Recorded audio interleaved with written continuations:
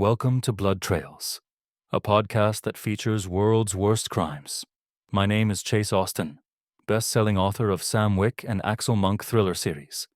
And this is the story of a controversial OnlyFans model who plans to have sex with 1,000 men in 24 hours after already sleeping with 101 men in 24 hours. Just to be clear, her parents support her in this. This is a behind-the-scenes story that includes fact and fiction to show how it must have gone when she slept with 101 men in 24 hours. Listen to the part 2 of this two-part story. Chapter 7. The Main Event. Rain drummed against the windows of the suburban London townhouse at 8:35 a.m. Sarah crushed her fifth cigarette of the morning, checking her watch again. They were already an hour behind schedule. Status check, she barked into her headset, pacing the pristine living room. The metal detectors by the front door beeped as the security team ran final tests. ID verification station ready, Emma called from the side room, where laptops glowed with background check software. Medical screening in the kitchen. The townhouse looked nothing like the luxury Airbnb photos anymore. Professional lighting rigs cast harsh shadows across rooms stripped of decoration. Security cameras covered every angle. The coffee table held stacks of release forms and NDAs. Sarah's phone buzzed. Stuck in traffic. 15 minutes. Emily. Christ! She reached for another cigarette, hands shaking slightly. Mike, what's our perimeter status? The security head materialized beside her, ex-military bearing evident in his stance. 3-block radius secured, but we've got a problem. Someone leaked the address on Reddit. Might get crowds. Double the door team, Sarah ordered. No phones past the entrance if anyone even thinks about taking a picture. Already handled. Metal detectors for devices. Pat-downs for everything else. The first participant arrived early, standing awkwardly in the rain.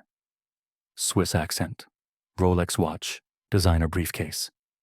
His eyes widened at the security setup. ID and medical documents, Mike demanded, professional but stern. Sign the release forms. All 6 pages. Initial each paragraph. By 9:30, the living room hosted 6 men on expensive leather sofas, carefully avoiding eye contact. The medical team had commandeered the kitchen, verifying test results with sharp efficiency. A baby monitor crackled on the side table, their makeshift communication system between floors. Timeline check, Sarah announced, reviewing her clipboard. The schedule was already disintegrating 8 a.m. Original start time, 9:45 a.m. Emily finally arrives 10 a.m. Only 7 participants processed 11:30 a.m., falling behind. 12 completed 1 p.m. Lunch break canceled 3 p.m. Medical supplies running low. 5 p.m., 47 done, severely behind schedule. 7 p.m., missed original end time, only 70 completed. The day blurred into controlled chaos. Sarah's phone never stopped. Guy 82 forgot paperwork. Medical team needs more supplies, noise complaint from neighbors. 2 scalpers outside selling spots, reporter from the Sun. Asking questions, Emily requesting emergency energy drinks. At 7:30 p.m., Sarah huddled with her team in the kitchen. Empty Red Bull cans littered every surface. The medical team looked exhausted, their scrubs wrinkled from 12 hours of participant screening. Numbers? Sarah demanded, lighting what she swore was her last cigarette. Emma consulted her tablet. 78 done, 22 to go. But we've got problems. When don't we? Sarah muttered. Hit me.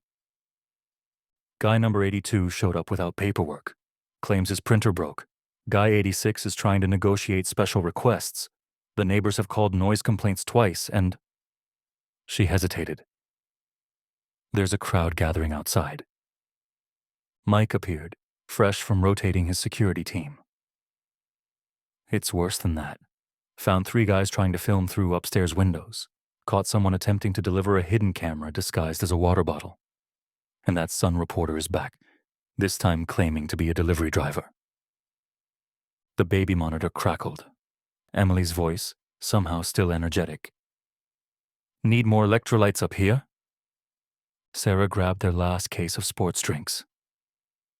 How's she doing? Like a machine, Emma said, shaking her head. But the medical team is worried about exhaustion. We all signed up for this, Sarah reminded them, though her own hands shook as she poured her 8th coffee. Where's that backup paperwork?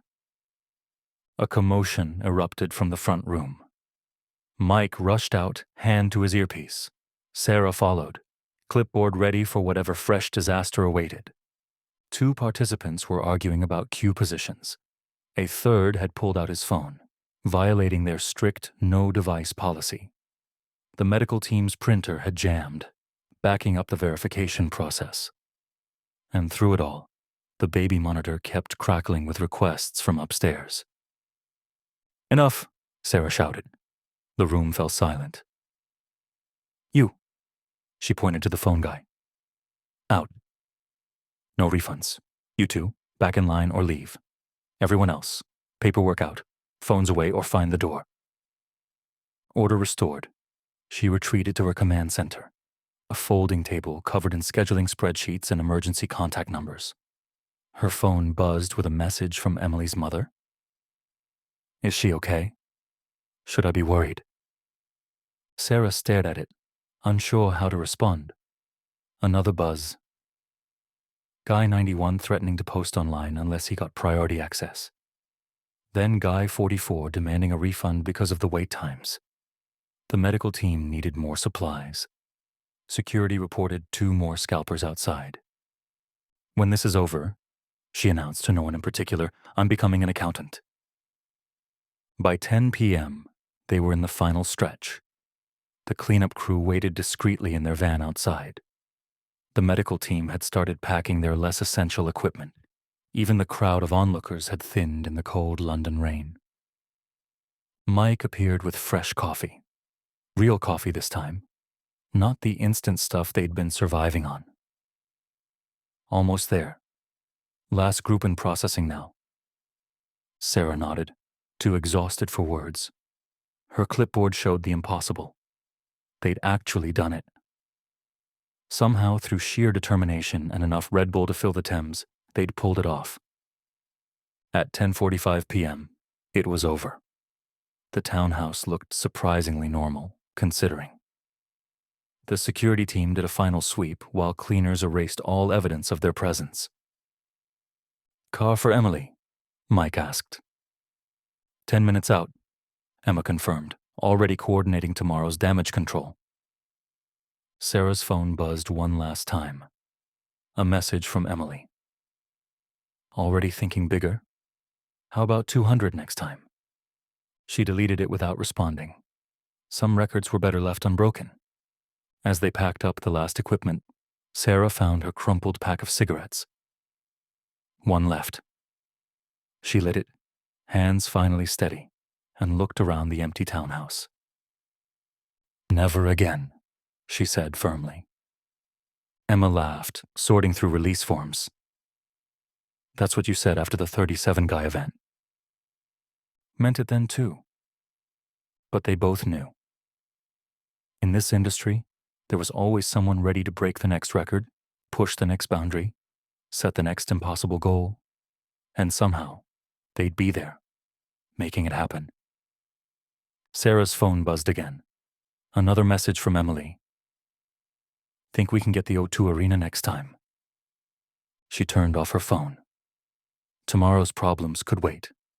Right now she needed sleep, a shower, and possibly a career change. Though they all knew she'd be back, they always came back. Because in the end, it wasn't just about the records or the content or even the money. It was about pushing limits, breaking boundaries, and doing what everyone said couldn't be done, even if it meant going through hell to do it. You know what's funny? Emma said as they walked out. After all that chaos, all that planning. What? We made it look easy. Sarah laughed, genuine this time, because that was their real talent, making the impossible look routine. As their cars pulled away from the quiet suburban street, leaving no trace of the history made there, Sarah's phone lit up one final time. Emily. Same time next month. Some records, Sarah decided, were definitely better left unbroken. At least until next time. Chapter 8. Participant Perspectives. The rain had finally stopped by evening, leaving London streets with a glossy sheen under the streetlights. Outside the townhouse, participants dispersed like actors leaving a particularly intense theater production. Thomas, the Swiss banker, stood under a streetlight adjusting his Burberry coat. His Rolex showed 8:45 p.m., still hours until his flight home. Dark circles under his eyes betrayed his exhaustion. "Mind if we talk?" I asked. He nodded, and we found a quiet corner in an upscale wine bar, the kind of place where nobody asked questions. "The costs add up," he said, swirling his Bordeaux. "200 for testing, business class flight from Zurich, 800, hotel at the Dorchester ... He shrugged. "Call it 2,000 total." "That's significant. I've spent more on watches that gave me less satisfaction." His phone buzzed. Another market alert. "Funny thing is, tomorrow I'll be trading millions in derivatives. Nobody will know." The wine loosened his tongue. He described the waiting room atmosphere, CEOs next to college students, all equally nervous. Like the world's strangest job interview. "The security was intense," he added. "That Mike guy?" "Definitely ex-special forces. Caught someone trying to sneak in a camera. Handled him like a professional." At a pub around the corner, 3 participants had formed an unlikely support group. Mark, IT consultant, Leeds; Chris, solicitor, Manchester; and Peter, startup founder, London, occupied a corner booth. "Can't believe the paperwork," Mark said on his 4th pint. 6 pages of NDAs, medical questionnaire longer than my mortgage application. "That's Sarah running everything," Chris added. "Scarier than any judge I've faced." Peter, usually quiet, leaned in. "You know what got me? The other guys. CEO next to me was worth billions. Here he was, filling out forms like a schoolboy." "Did you see the guy who made a PowerPoint presentation?" Mark laughed. 30 slides about why he should be chosen. "That was me," Peter admitted. Everyone stared. "What?" "I'm a consultant. We PowerPoint everything." At the Savoy's American bar, Raj nursed a martini while checking his crypto portfolio. The Dubai-based developer had spent more than anyone. First-class Emirates flights, premium slot, presidential suite. "The waiting room was surreal," he said. "There's the guy who runs my favorite tech company, looking as nervous as an intern. Next to him, some university kid who spent his student loan to be there. All of us equal in that moment." He showed me his phone, already up 30,000 in Ethereum while we talked. "Money means nothing. Being part of history? That's different."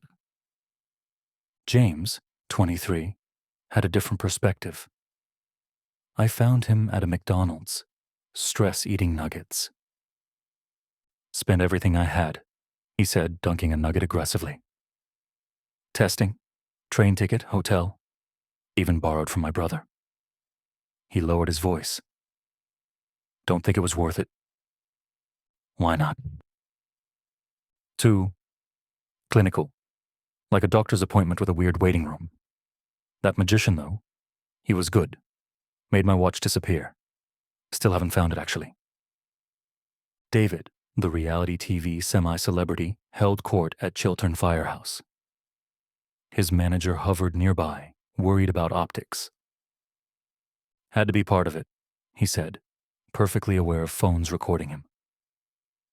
Though that security guy confiscating my phone, not cool for my brand. He'd paid extra to skip the queue. Worth every penny. Some guys waited hours. I've got a podcast to record tomorrow. His manager winced, which we're not discussing this on. Back at the townhouse, the cleanup crew worked with surgical precision. 2 participants lingered outside, an Oxford professor and a TikTok influencer sharing a cigarette. Fascinating from an anthropological perspective, the professor mused. Modern tribal rituals in an urban context. Bro, the influencer replied. I just wanted content. But they took my phone. At midnight, a private members club in Mayfair, Michael, hedge fund manager, ordered another bottle of Dom Perignon. The release forms were intense, he said. My lawyers are still analyzing them. But that medical team? Better screening than my annual executive physical. He'd arrived by helicopter, skipped most queues. Time is money. Though today, he smiled. Today was about something else. Near Liverpool Street Station, Kyle struggled with his conscience. The junior accountant had told his girlfriend he was at a work conference. She'll see the credit card statement, he moaned into his beer. Who knew STI tests cost so much? The next morning, a WhatsApp group formed. Survivors of Sarah's clipboard terror. Participants shared stories, compared experiences, planned reunions. Some became genuine friends. Others immediately left the group, already trying to forget. Thomas, back in Zurich, sent one message before leaving. See you at the next one. First class this time. 3 people immediately responded. We're in. Because that was the thing about records. They were made to be broken. And somehow, despite the cost, the chaos, and the clipboard-wielding Sarah, they all knew. They'd be back. For the next impossible number. For the next piece of history. For the next time, Emily Phillips decided to push the boundaries of what was possible. A week later, the ripples were still spreading. At a Goldman Sachs trading desk in Frankfurt, Thomas noticed 3 colleagues giving him odd looks. One finally approached during lunch. Saw you in London last week, the trader whispered. In the queue. Thomas maintained his poker face, perfected through years of trading. Interesting. I was number 47. They shared a knowing look, then returned to discussing market derivatives. The WhatsApp group had exploded to include subgroups. First 50 Club. Sarah's Trauma Support. We survived the queue. Some participants had become minor celebrities in their circles. Others changed their numbers and moved cities. James, the university student, started a podcast about the experience. Not the explicit parts, he clarified. Just the psychology of it. Already got 10,000 subscribers. In Dubai, Raj organized a private dinner for local participants. 5 men attended, all technically competitors in the tech world, now bonded by something stranger than business. My board would have a heart attack, a CEO admitted. But honestly, best networking event ever. Better than Davos, another agreed, though with less clothes. And better security, Raj added. Mike could teach Mossad a few things. The reality TV star, David, had parlayed his participation into 3 podcast appearances and a book deal. His manager now carried 2 phones to handle the interest. Everyone wants to know about the waiting room, David said during a Zoom interview. The nervous energy, the small talk. What do you say to the guy next to you in that situation? His book title, The Queue, A Modern Odyssey. Peter's PowerPoint presentation leaked online, anonymized but viral. Tech Twitter analyzed his charts and graphs. 3 companies offered him consulting jobs. The ROI slides were impressive, a Google recruiter admitted, though the heat maps were concerning. The Oxford professor wrote a paper, Modern Tribal Rituals in Digital Content Creation, a Case Study. It was rejected by 4 journals before finding a home in an avant-garde sociology publication. Kyle's girlfriend found out. She wasn't impressed by the historical significance. At least I got tested, he offered weakly. She moved out the next day. Sarah received job offers from 3 Fortune 500 companies and 2 military contractors. All cited her exceptional crowd control and logistics management. She declined them all. Some skills, she wrote, are too specialized to transfer. A month later, an exclusive London club hosted an unofficial reunion. 20 participants attended, drawn back together by something they couldn't quite explain to outsiders. Thomas flew in from Zurich. Raj from Dubai. Even Kyle came, newly single and philosophical about it. They swapped stories, compared memories, debated details. The night ended with them all receiving the same notification. New event announcement from Emily Phillips. Target, 200 details to follow. Thomas immediately booked a first-class ticket. Raj reserved his usual suite. The professor started a new paper. David called his manager. Kyle checked his credit limit, because some experiences they'd learned were worth any price. Some moments of history couldn't be measured in pounds or dollars. Some records existed to be broken. And Sarah, somewhere in London, probably already had her clipboard ready. The WhatsApp group exploded with one message. Who's in? The responses came faster than Emily's first event sold out. First class booked. Dubai crew representing. PowerPoint 2.0 in progress. Need to consult my lawyers first. Already got tested. Hope Sarah's stocked up on clipboards. Because that's the thing about history. Once you've been part of it, you can't help coming back for more. Even if it means facing Sarah's clipboard again. Chapter 9. The Aftermath. Emily sat in her penthouse bathtub at midnight, muscles aching, surrounded by enough bath salts to stock a spa. The London skyline twinkled beyond her floor-to-ceiling windows. Her phone, finally silent, lay just out of reach. Never thought the eye strain would be the worst part, she said, gingerly touching her face. All those flashes. I perched on a marble vanity, notepad ready. She'd promised one final interview, the raw truth after the record-breaking day. Honestly, she shifted, wincing. The paperwork was worse than the activity. My hand cramped from signing releases. A laugh, then a slight grimace. Though everything's cramped now. Steam rose between us as she processed the day. Some moments blur together, but I remember specific guys. Number 12 was so nervous he nearly fainted.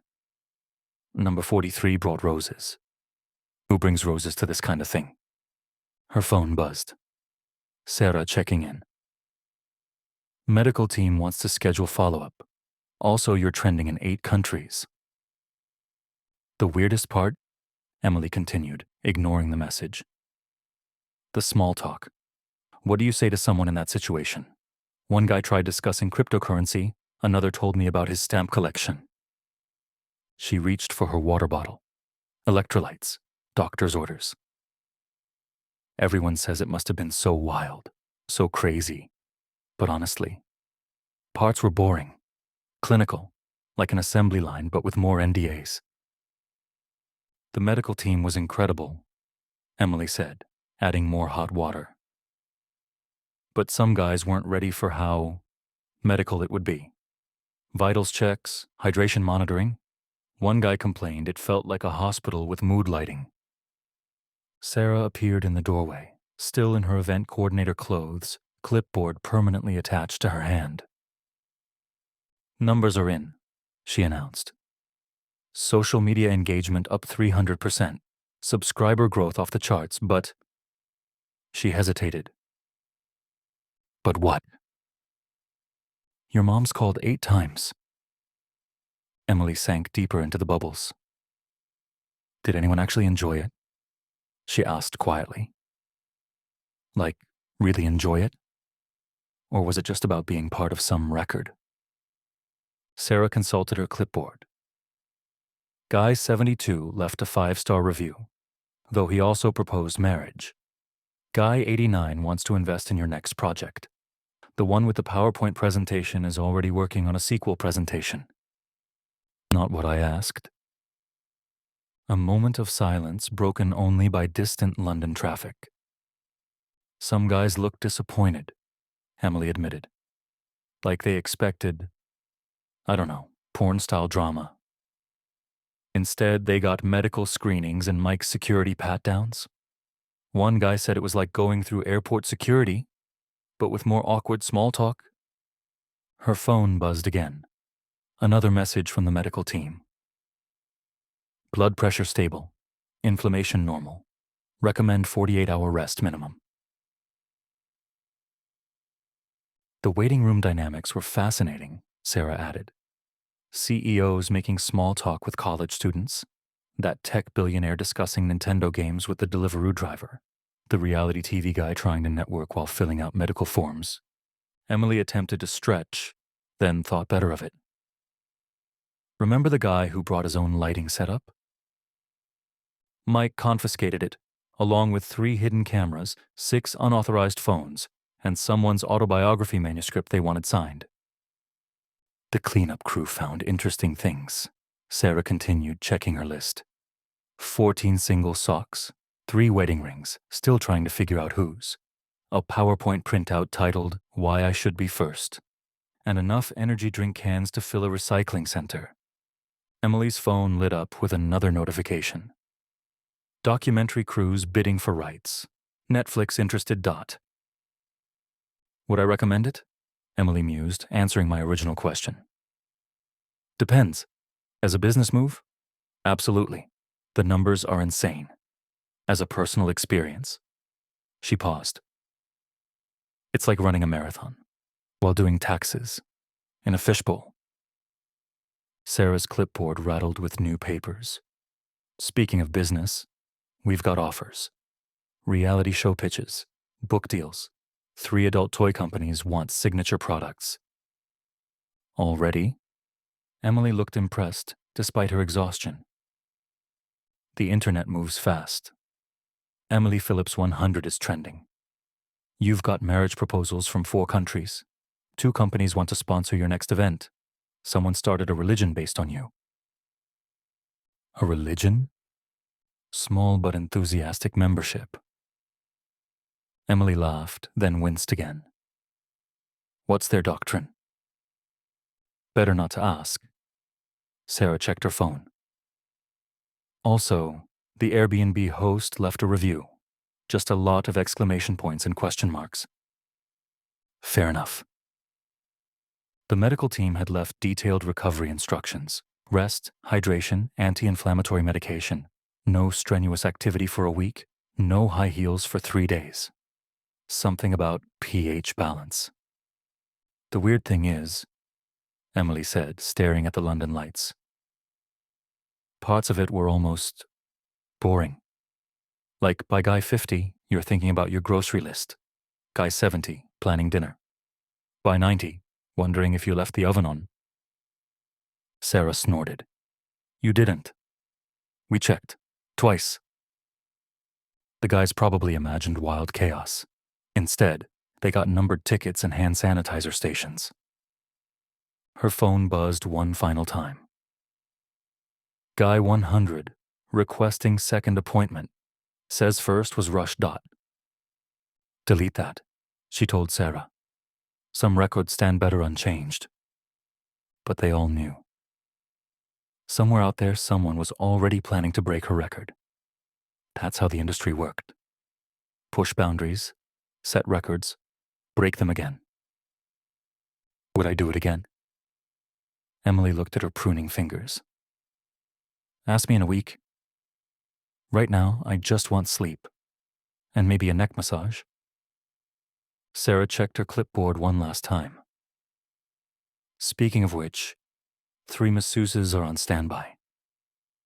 Also, your chiropractor called, and somehow the Pope heard about this. The Pope? Just general disappointment.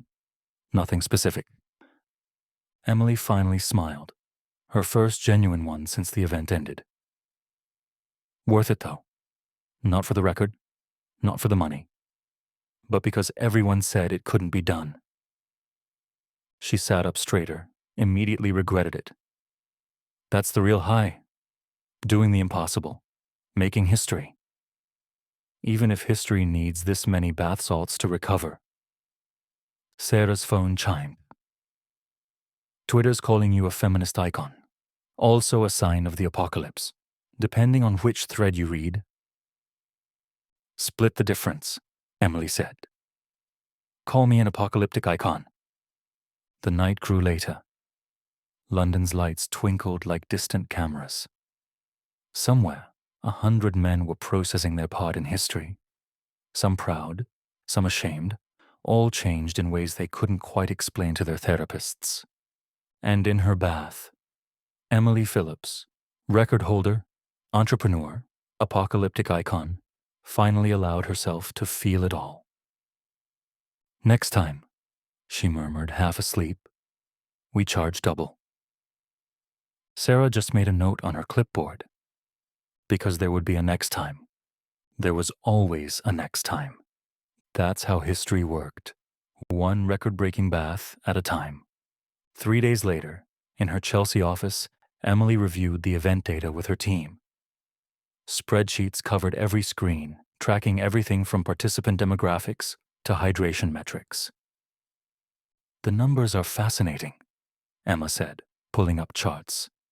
Average participant age, 34. Median income, £120,000. 3 CEOs, 2 minor celebrities, 1 actual prince, though his embassy denies he was there. The psychology profiles are interesting, Sarah added. Lot of high achievers, type A personalities. Guys used to being in control, choosing to not be. Emily shifted in her ergonomic chair, still tender. Any complaints? Few expected it to be so organized. One guy said it felt like a very strange DMV visit. Sarah checked her notes. Quote, I've had dental appointments with more drama. Dr. Rachel joined via Zoom, clinical as ever. Physical recovery progressing normally, though the eye strain was unexpected. Note for next time, protective eyewear needed. Already ordered, Sarah said. Industrial grade. The participant feedback is mixed, Emma continued. Some wanted more interaction, more connection. Others appreciated the efficiency. One called it speed dating taken to its logical extreme. Emily's phone hadn't stopped buzzing since the event. Offers poured in. Documentaries, book deals, speaking engagements. Even a university wanted her to lecture on modern media entrepreneurship. The weird part, Emily mused, scanning a psychological impact report. Most guys say the waiting room was more memorable than their actual slot. Something about shared nervous energy. That magician helped, Sarah noted, though he did steal 3 watches and someone's car keys. Dr. Rachel cleared her throat. From a medical perspective, the assembly line approach worked. Minimized physical strain, maintained safe intervals. Though next time, Sarah's clipboard nearly slipped. There's always a next time. Emily grinned, then winced. Her facial muscles still protested sudden movements. Here are the unexpected side effects, Dr. Rachel said through the Zoom screen. Jaw tension from small talk, wrist strain from autographs, and the most surprising, decision fatigue. Decision fatigue? Emily raised an eyebrow. Having to choose how to interact with each person 100 times, each requiring different energy, different approach, it's cognitively exhausting. Sarah pulled up more data. Speaking of exhausting, let's talk about the resources used. 300 liters of water, 84 energy drinks, 742 paper towels, 3 printers broken from consent forms, 1 very confused Deliveroo driver. The Deliveroo guy? Emma looked up.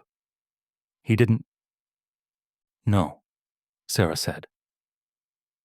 Just got stuck in security. Mike still has his thermal bag.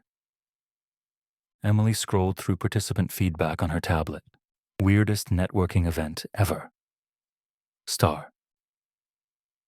Like a very awkward doctor's office. Star. The magician stole my Rolex.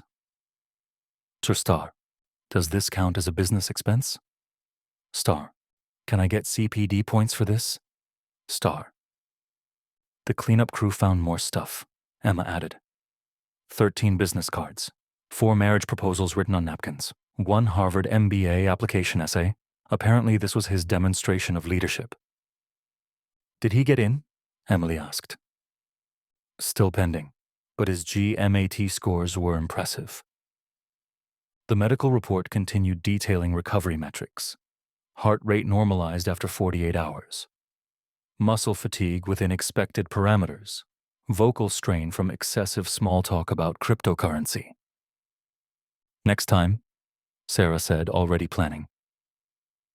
We ban crypto discussion. Next time, Dr. Rachel interrupted. We need better eye protection. And maybe a linguistics coach to handle the small talk. Thochaku. A month after the event, Emily shares her experience and memory of the event. She looked different. Younger somehow, but also more tired. Know what I remember most? She stirred her tea absently. Not the guys, not the record. Just Sarah's voice through that baby monitor, counting numbers. Like a weird meditation track. The media storm had barely subsided. Every adult site claimed their own version of the story. Twitter threads analyzed the sociological implications.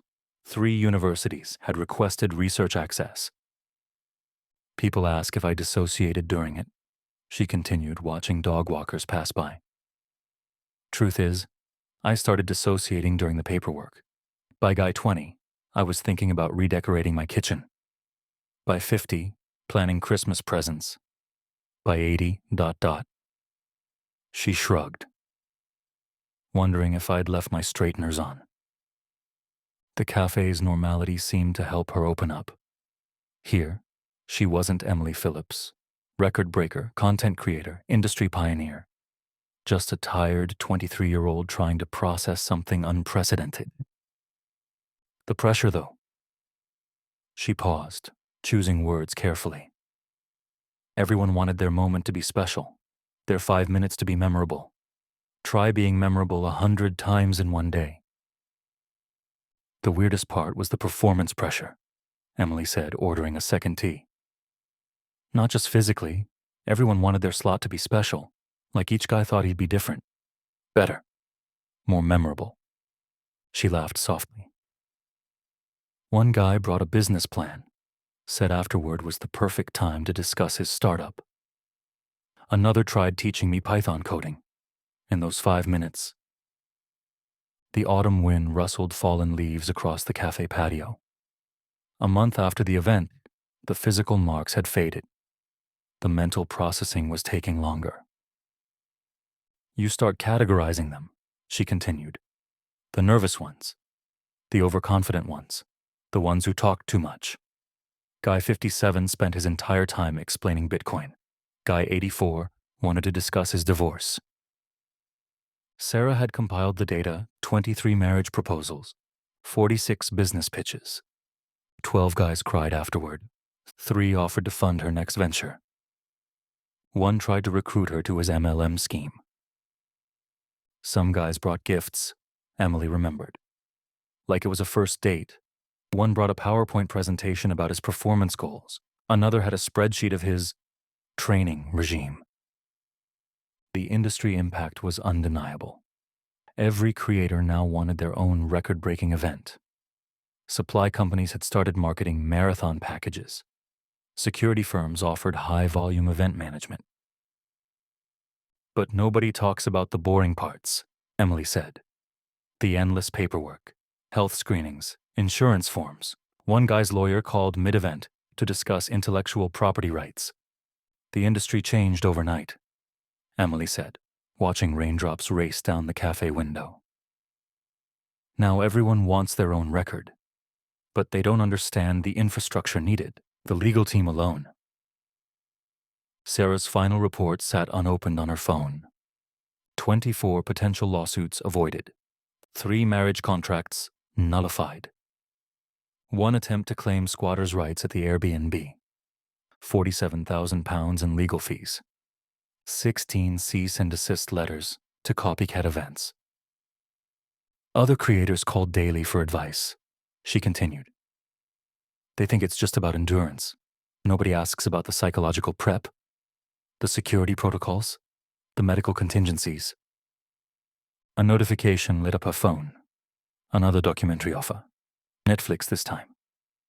They wanted to recreate the event with actors. Missing the point, she muttered, declining. Everyone focuses on the number. 100. Nobody talks about the human moments. Guy 34 showing pictures of his dog. Guy 71 practicing his stand-up routine. Guy 89 asking for career advice. The medical report had surprised everyone. The physical recovery was quick. The emotional processing took longer. Dr. Rachel's notes mentioned unprecedented psychological dynamics and unique stress patterns. You know what haunts me? Emily stirred her cold tea. The small talk. 100 different conversations. 100 different connections or attempts at connection. Some guys wanted to bare their souls. Others couldn't make eye contact. Sarah had categorized the participants. The life story sharers, the silent types, the nervous jokers, the business networkers, the record chasers, the emotional processors, the social media documenters. One guy, number 63, spent his entire time talking about his mother's recipe for lasagna. In detail, including the secret ingredient. She smiled faintly. It's nutmeg, apparently. The industry fallout continued. Adult sites changed their policies. Content creators revised their boundaries. Insurance companies added new clauses specifically addressing marathon events. The pressure to perform wasn't just physical, Emily reflected. Each guy wanted to feel special. How do you make 100 people feel unique in 5 minutes each? That's the real marathon. Most don't understand the emotional labor, Emily said, finally opening Sarah's final report on her phone. 100 different emotional connections. 100 different expectations.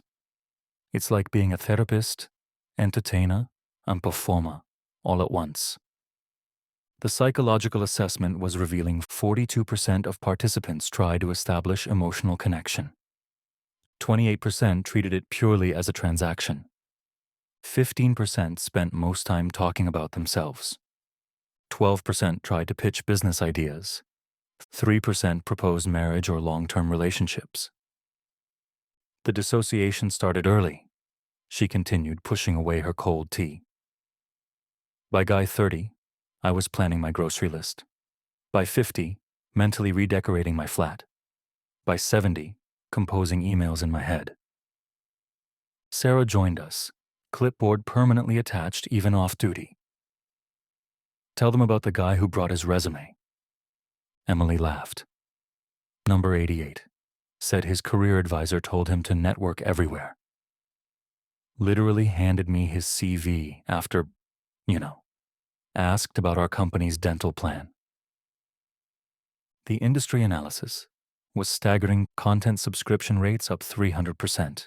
Dozen copycat events announced. New insurance category created. 3 university studies launched. 2 parliamentary inquiries pending. The weirdest part? Emily leaned forward. The waiting room dynamics. CEOs making small talk with students, celebrities trying to act normal, that one guy teaching magic tricks to pass time. Sarah's clipboard rattled with fresh papers. The aftermath data is fascinating.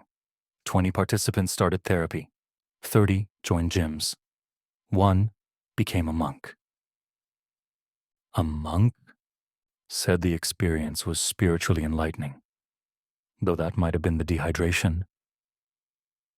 The conversations haunt me more than anything physical, Emily said, watching pedestrians hurry past in the rain. Guy 22 confessed he was in love with his best friend's wife. Guy 75 cried about his dead hamster. Guy 93 wanted feedback on his novel outline. Sarah checked her endless notes, 17 life stories shared. 8 childhood traumas revealed. 23 business ideas pitched. 4 conspiracy theories explained. 1 detailed breakdown of Star Wars lore. It's like I became everyone's confession booth, Emily continued. 5 minutes to unburden their souls, and I had to respond, to engage, to make each one feel heard. 100 times. The industry impact had rippled beyond adult content. Event planning companies studying the logistics, security firms analyzing crowd management, medical schools requesting case studies, psychology journals pursuing research, Silicon Valley interested in the queuing algorithms. People think it's just about physical stamina, Emily mused. But try having 100 first dates in one day, 100 first impressions, 100 attempts at meaningful connection in 5-minute slots. Sarah's data revealed unexpected patterns. Morning participants, more nervous, more talkative. Afternoon group, most efficient, businesslike. Evening crowd, more emotional, seeking connection. Late night arrivals, mix of philosophers and urgent oversharers.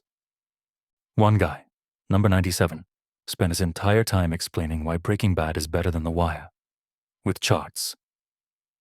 Emily shook her head. Said he'd been practicing the presentation for weeks. Looking back, Emily said, watching the last sunlight fade over Hampstead Heath. It wasn't about the record, or the money, or even the content. It was about proving something. She paused, considering her words carefully. Not to the guys. Not to the industry. To myself. Sarah's final report lay closed on the table. Inside, the numbers told one story: subscribers, revenue, social media impact. But sitting here, watching Emily stare into the distance, I saw another. Everyone keeps asking if I'll do 200 next, she said softly. They missed the point. 100 wasn't about the number. It was about the limit. My limit. And now I know where it is. The cafe was closing. Staff stacked chairs around us, but no one rushed the woman who'd made headlines around the world. The funny thing, she gathered her coat. After all that planning, all that chaos, what I remember most is Sarah's voice through that baby monitor, counting down, like a weird meditation tape. She stood, wincing slightly. Some aches lingered. Know what I'm most proud of? Not the record, not the money, but that we did it professionally, safely, with respect for everyone involved. Outside, London's evening traffic hummed. Emily Phillips, content creator, record breaker, industry pioneer, looked suddenly young in the streetlight. Would I recommend it? She smiled, tired but genuine. Ask me in a year. Right now, I just want to sleep and maybe write a management book. How to Handle 100, Lessons in Extreme Project Management. Sarah snorted. Chapter 1. Always have a clipboard. As they walked away, Emily turned back one last time. You know what's really crazy? After all that, I kind of miss the baby monitor. It gets even wilder. Emily still believes she'll find a guy to marry. However, she is a realist, saying, "One poor bastard has got to marry me." Because in the end, that's what remained. Not the record, not the headlines, but the small, strange moments that made history human. Even if that history needed better eye protection next time. And that's the story that has the whole world shocked beyond belief. Thanks for tuning in.